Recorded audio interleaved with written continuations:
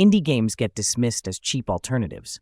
Smaller budgets, smaller teams, smaller ambitions. But that's backwards. What these games lack in marketing budgets, they make up for with something AAA development has mostly lost: creative freedom. The 20 games in this video prove that constraint breeds creativity. They take risks most publishers would never greenlight. Some of these will challenge you, some will move you. All of them deserve your attention. Let's start small. A short hike drops you on an island with one objective: reach the mountain peak. But the beauty of it is in everything that happens along the way. You're not following quest markers or grinding experience. You're just exploring because the world invites it. Every conversation feels genuine. Every detour rewards curiosity. The parkour movement has this effortless flow to it, and the soundtrack shifts dynamically as you climb higher. It's a game about the journey being the destination, and it accomplishes that in under 3 hours without a single wasted moment. Sometimes the smallest games leave the biggest impressions.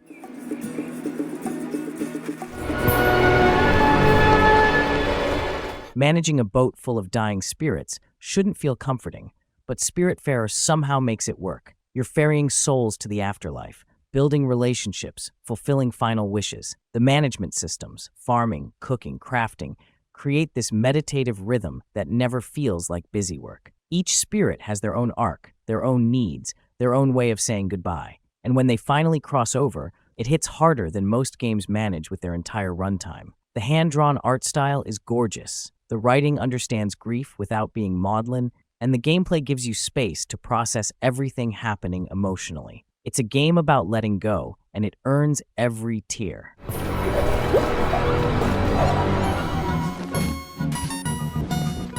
"9 years in development, and you can feel every hour of care poured into Owlboy. It's a love letter to 16-bit adventure games, but with modern polish and design sensibility. You play as Otis, a mute owl who can't fly well, carrying allies who compensate for your weaknesses. The pixel art is stunning. Every frame could be a desktop wallpaper. The story takes genuine risks with tone, shifting from lighthearted adventure to something much darker. Boss fights require actual strategy, not just pattern memorization. And the soundtrack complements every emotional beat perfectly. It's proof that pixel art isn't a limitation. It's a deliberate artistic choice that can achieve things realistic graphics simply can't.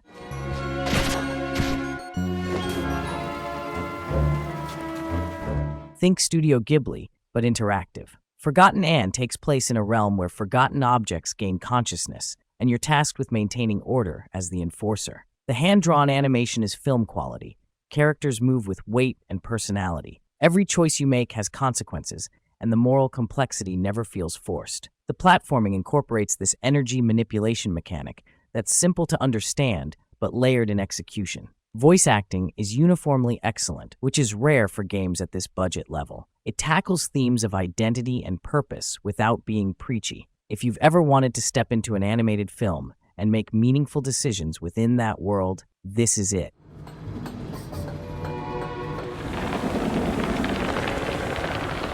From one of the minds behind Limbo and Inside comes something quieter but equally affecting. Somerville is about a family trying to survive an alien invasion, told almost entirely without dialogue. The atmosphere is oppressive. You feel the weight of the unknown pressing down constantly. Puzzles revolve around manipulating light and matter in ways that feel alien themselves. The animation system gives characters this realistic weight. Movement feels grounded and human. It's deliberately paced, forcing you to sit with discomfort rather than rushing to the next action beat. The ending is ambiguous and will absolutely divide people, but that ambiguity feels earned. It's science fiction that prioritizes mood and implication over spectacle.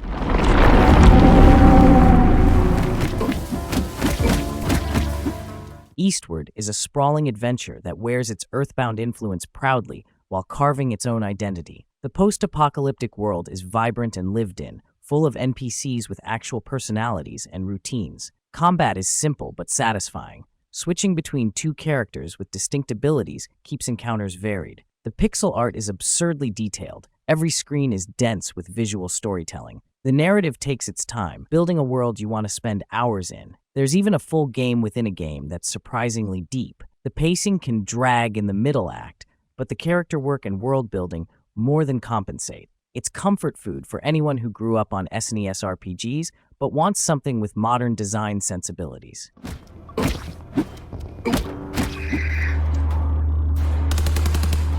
Survival horror that actually understands what made the genre compelling in the first place. Signalis is deliberately oblique. Puzzles require paying attention to environmental details. Inventory management is genuinely tense, and the story reveals itself through careful observation rather than exposition dumps. The low-poly aesthetic creates this unsettling analog horror vibe that high-fidelity graphics couldn't replicate. Resource scarcity matters. Every bullet counts. The atmosphere is oppressive in the best way, and the narrative explores identity and memory through a queer lens that feels integral rather than tacked on. It's not interested in holding your hand, and that respect for your intelligence makes the eventual revelations hit that much harder.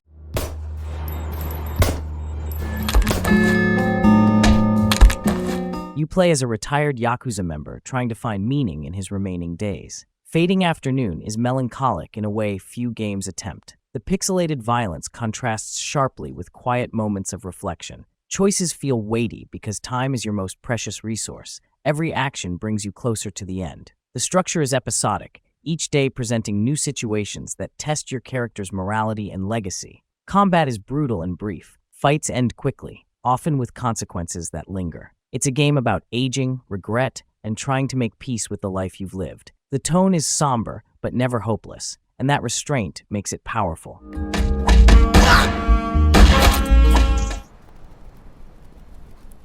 Rainworld is hostile by design, and that's precisely why it's brilliant. You're a slug cat at the bottom of a complex ecosystem where everything wants to eat you. The AI is genuinely sophisticated. Predators learn, adapt, remember. Death is frequent and often unfair, but every survival feels earned. The world doesn't care about you, it simply exists, and you're trying to navigate it. The animation system is procedural, giving creatures this organic, unsettling movement. Environments are labyrinthine and require genuine spatial memory. It's a game that demands patience and punishes impatience. Not everyone will finish it, not everyone should, but for those who do, it's an experience unlike anything else.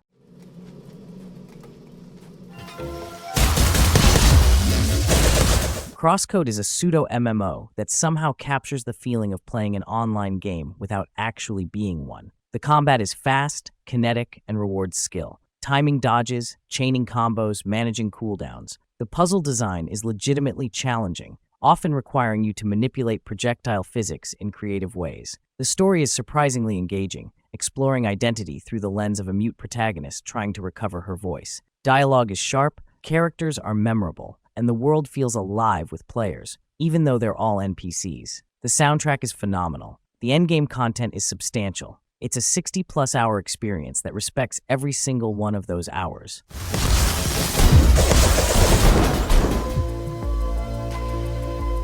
Tunic looks like a cute Zelda homage, and then it reveals itself as something far more ambitious. The brilliance is in the manual. Pages scattered throughout the world, written in an indecipherable language, filled with hints and secrets. You're not just playing the game, you're deciphering it. Combat is Souls-inspired, but accessible, with tight parrying and stamina management. The world is interconnected in ways that only become apparent after hours of exploration. There are secrets within secrets, puzzles that require stepping away from the game entirely. It trusts you completely, never explaining, never guiding. Solving its deeper mysteries feels like genuine discovery. It's a game about the joy of figuring things out yourself.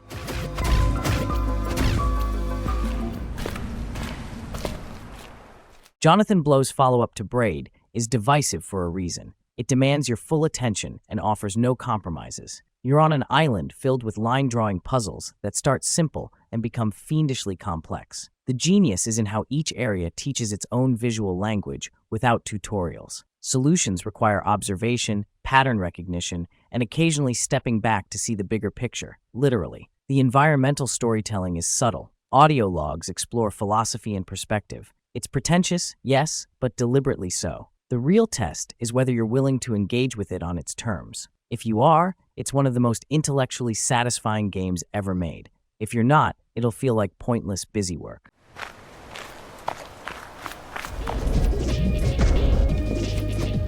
Movement is everything in Pseudoregalia. You're exploring a massive, interconnected castle as an anthropomorphic bunny with an expanding moveset. Every new ability changes how you navigate the world. Double jumps become wall kicks, become slide jumps into air dashes. The level design is brilliant. hiding secrets in plain sight that only become accessible once you've mastered the mechanics. There's no combat to speak of. This is pure 3D platforming with a focus on speed and precision. The PS1 era aesthetic is intentional and executed beautifully. Speedrunners have already broken it in fascinating ways. It's short, maybe 4 hours for a first playthrough, but you'll want to run it again immediately just to move through the space more efficiently.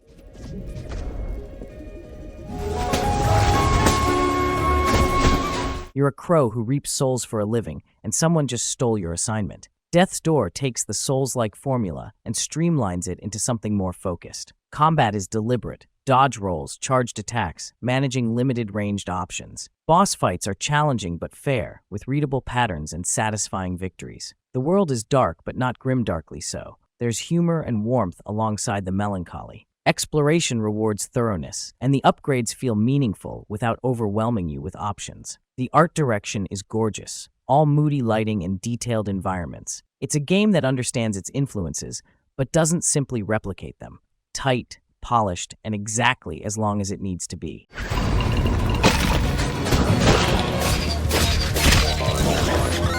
Time is always running out in Unsighted, and that mechanical pressure makes every decision matter. You're an android in a dying world where everyone, including NPCs you care about, is slowly losing themselves. The time limit is real. Characters will actually shut down permanently if you don't act. Combat is skill-based and punishing, with precise parrying and stamina management. The interconnected world hides shortcuts and secrets that become crucial for efficient routing. There's a new game plus that drastically changes the experience. The pixel art is expressive, and the story explores transness and identity through its android metaphor effectively. It's stressful by design, and that stress creates urgency few games achieve.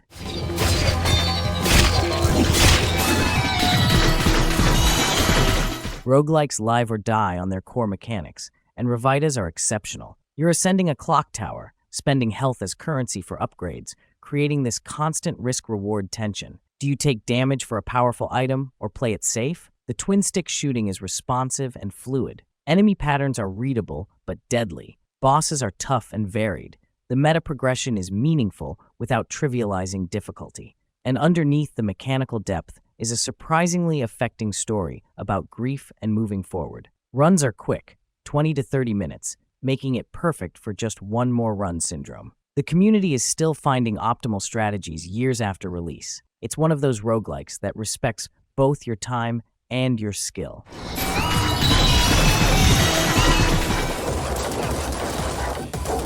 ScourgeBringer is pure adrenaline. You're dashing, slashing, juggling enemies in the air, chaining kills for momentum. The combat is frantic, but never feels unfair. Every death is a lesson in positioning or timing. Rooms are bite-sized challenges that escalate perfectly. The soundtrack is relentless, driving you forward. Meta progression is gradual. You're getting better as a player, more than your character is getting stronger. Boss fights are intense tests of everything you've learned. The pixel art is kinetic and clean, making visual information easy to parse, even during chaos. Runs are short enough that failure doesn't sting, but victories feel earned. It's a game that understands the appeal of pure mechanical execution.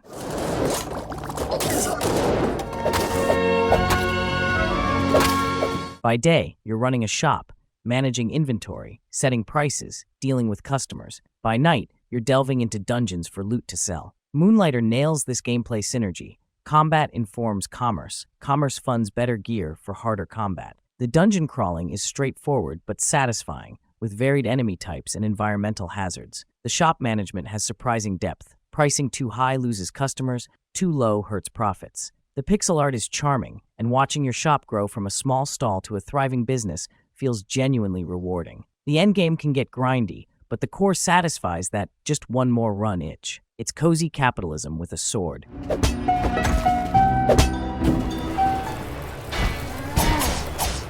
The sequel to Salt and Sanctuary refines the formula while introducing new complexities. You're a marked inquisitor hunting mages in a dark fantasy world. The combat is methodical Souls-like fare, stamina management, dodge timing, build variety. The twist is that mages roam levels dynamically, creating emergent encounters. Tracking them down, learning their patterns, and crafting gear from their remains creates this compelling hunt structure. The interconnected world design is strong, with shortcuts and secrets rewarding exploration. Co-op adds a new dimension to boss fights. The difficulty is brutal but consistent. It's not reinventing the genre, but it's executing the formula with confidence and depth.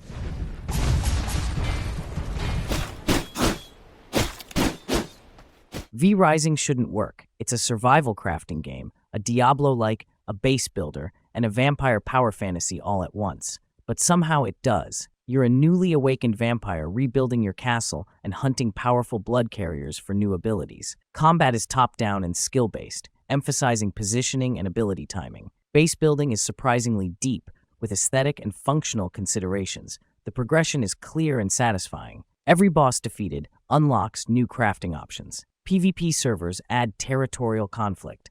PvE servers let you focus on the builder-hunter experience. The day-night cycle matters. Sunlight is genuinely dangerous. If you've ever wanted to be a vampire lord with actual consequences and power, this is it. Our hunt begins again. 20 games, 20 different approaches to design, storytelling, and player experience. Some of these will click with you immediately. Others might take time. A few might not resonate at all, and that's fine. Taste is personal. That's what indie development offers. Unfiltered creativity, for better or worse. And more often than not, it's for better. If you haven't explored this space yet, pick one that sounds interesting and dive in. You might be surprised what you've been missing. Thanks for watching. See you in the next one.